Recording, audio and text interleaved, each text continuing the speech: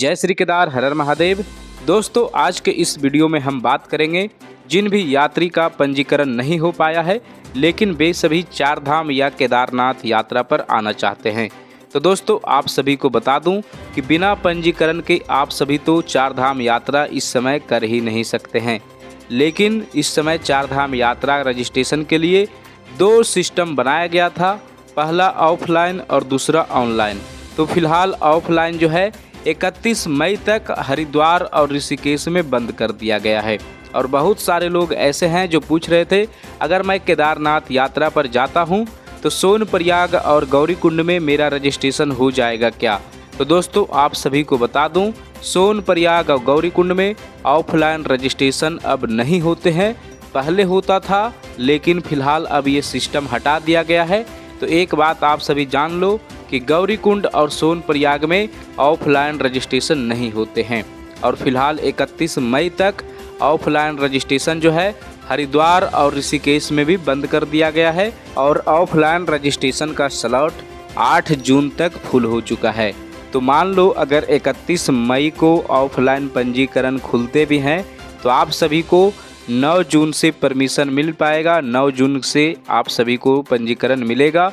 तो आप सभी 9 जून के बाद ही ऑफलाइन रजिस्ट्रेशन लेकर अपनी यात्रा कर सकते हैं।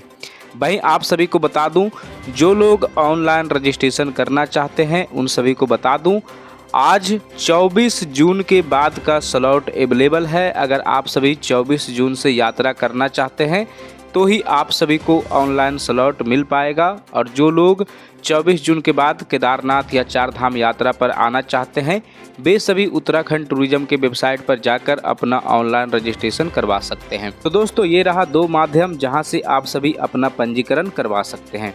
वहीं दोस्तों, अब बात करते हैं जिन लोगों का पंजीकरण नहीं हो पाया है और तत्काल में चार धाम या केदारनाथ यात्रा पर जाना चाहते हैं।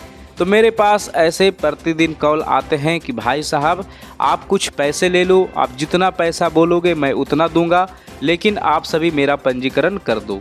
तो दोस्तों, मैं उन लोगों को समझाता भी हूं कि भाई साहब, अगर पंजीकरण एक बार बंद हो गया तो किसी का भी हाथ में नहीं है कि आपको पंजीकरण करके दे दे, चाहे ऑनलाइन या ऑफलाइन। लेकिन यात्रियों को ये बात समझ में नहीं आता है।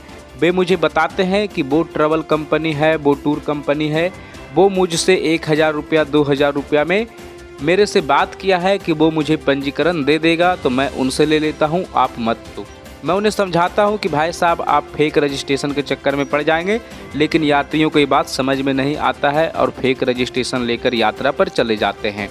और ऐसे लोगों के ऊपर कल कार्रवाई हुआ है। जी हाँ दोस्तों, कल केदारनाथ यात्रा के दौरान रुद्रप्रयाग में पुलिस प्रशासन ने सख्ती से जब रजिस्ट्रेशन चेकिंग किया तो पाया ये कि बहुत सारे यात्रियों के पास फेक रजिस्ट्रेशन था। और यात्रियों ने 20,000, 25,000, 35,000 रुपये देकर टूर कंपनी से रजिस्ट्रेशन करवाया था। ऐसे में अब तक 9 टूर कंपनियों के ऊपर FIR दर्ज हो चुका है और सैकड़ों यात्रियों को वापस भेजा जा चुका है, क्योंकि उन सभी के पास फेक रजिस्ट्रेशन था। तो दोस्तों, आप सभी को मैं यही समझाना चाहता हूं कि रजिस्ट्रेशन जब अभी बंद है तो आपको कोई भी नहीं दे सकता है। आप कहीं से जुगाड़ लगा लो। अगर आप किसी को पैसे ऑफर करोगे तो वो पैसे की लालच में आप सभी को फेक रजिस्ट्रेशन दे देगा। यही होगा आपके साथ, लेकिन आपको कोई भी जेन्युइन रजिस्ट्रेशन नहीं देगा। और कल बहुत सारे यात्री धर दबोचे गए हैं जिनके पास फेक रजिस्ट्रेशन था। और अब तक 9 के ऊपर FIR भी दर्ज हो चुका है। बाकी इस बारे में उत्तराखंड पुलिस प्रशासन क्या कहती है, आप खुद सुन लीजिए। देखिए, केदारनाथ की धाम की जो यात्रा है 10 मई को आरंभ हुई है और अभी 12 दिनों में ही लगभग 3.5 लाख से ज़्यादा यात्री जो है केदारनाथ धाम में आके बाबा केदार के दर्शन कर चुके हैं। परंतु कुछ ऐसी हमें गतिविधियां दिखी है जिसकी वजह से जो है अपंजीकृत यात्री जो है बहुत बड़ी संख्या में जो है हमें यहाँ पे रुद्रप्रयाग जनपद में आते हुए दिखे हैं। इसका जब हमने पड़ताल करना शुरू किया तो जो यात्री जिनका पंजीकरण अगली डेट का था या फिर बिना पंजीकरण के थे, ऐसे यात्रियों को जो है हमने वापस किया था।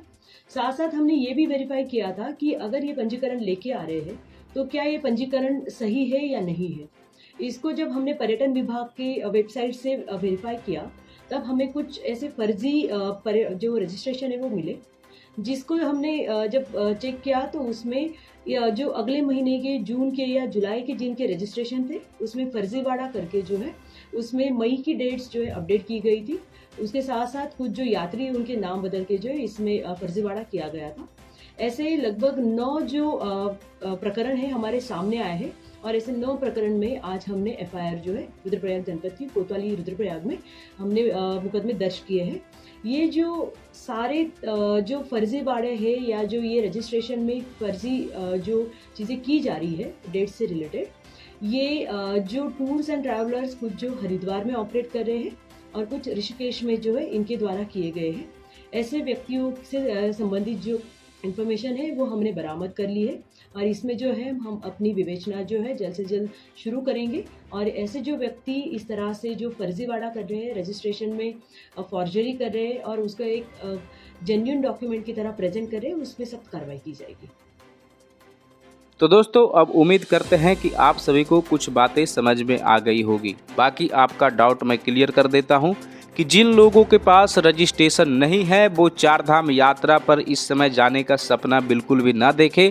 आप सभी घर पर रहे, कोई भी जुगाड़ करके कितना भी आप पैसा दे दीजिए, आपको रजिस्ट्रेशन नहीं मिलने वाला है और बिना रजिस्ट्रेशन के आप सभी चार धाम यात्रा पर जा ही नहीं सकते हैं या केदारनाथ यात्रा पर, क्योंकि पुलिस का चारों तरफ चेकिंग है, बहुत ही सख्ती के साथ चेकिंग किया जा रहा है।